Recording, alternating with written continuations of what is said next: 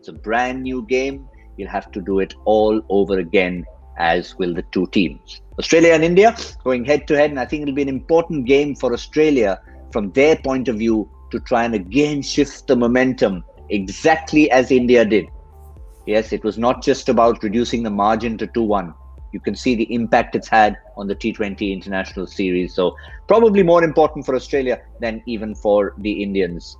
So here, just from a point of view, the mental point of view, all the players they've lost, they came out positive with Matthew Wade's innings there.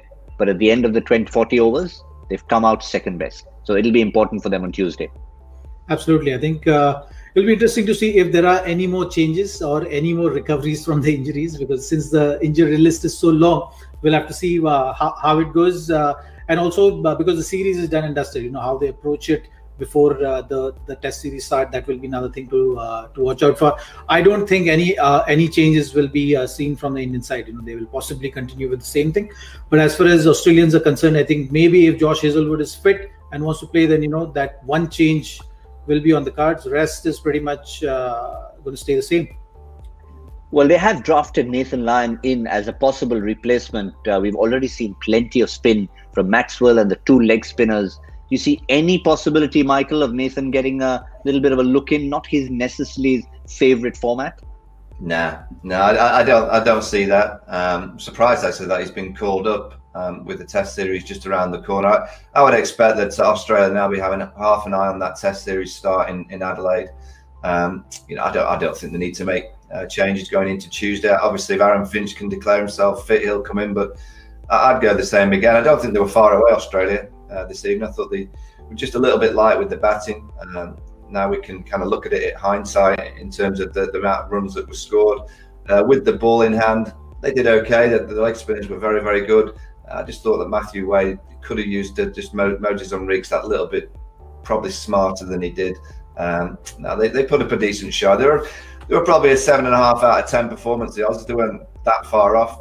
It's T20 cricket. You're talking real kind of small margins that win the game, and someone like Hardik Pandya playing an absolute blinder towards the end. So I don't think Justin Langer will be too critical of his team's performance.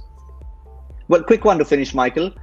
If you do see Aaron Finch coming back in there, given they had 7 bowling options today and the possibility of Stoinis, who didn't bowl, that makes it 8. So if Finch does come in, you think he walks in instead of one of the extra bowling options? No, I think he'd just come in for Darcy Short.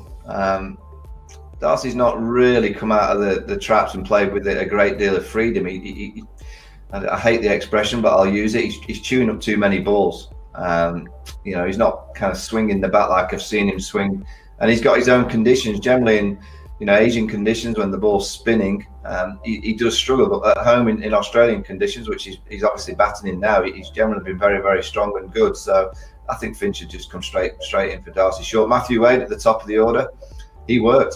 So I think that's going to be something that they might carry on while ever David Warner can't play in the T20 team. Yeah, so you'll have the actual captain, the stand-in captain, possibly opening together on Tuesday for Australia if Finch is fit, and that'll be an explosive combination with Finch and Wade. But for Team India, that'll be the interesting one. We've got some of the players on duty in the Test tune-up game. We've talked about that Test game already. So you've got Navdeep Saini in there. Shami was rested. Manish Pandey has not quite got a look in. That's the one name, Zahir Khan. You see Manish Pandey popping in here?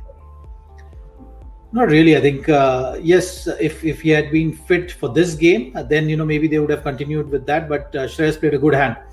I just feel that there might be confusion around who is batting at what number, because Shreyas is someone who is not used to batting at number 6. We've seen that he's more comfortable at the top. Maybe 3 or 4 is his more suited number for him. But the same case with Sanju Samson. So I think they have a very similar sort of players in that squad that is going to make it a little tough for them to adapt to the new roles. And most likely, I see them continuing with the same playing 11. Maybe the batting order shift for certain individuals. Yeah, fair enough. But I guess it was just a matter of Hardik, as we thought at the start of the innings, padded up and ready to come in when they needed to seriously up the ante. Michael, so Yeah, do you look at the same 11 really? Yeah, I think so.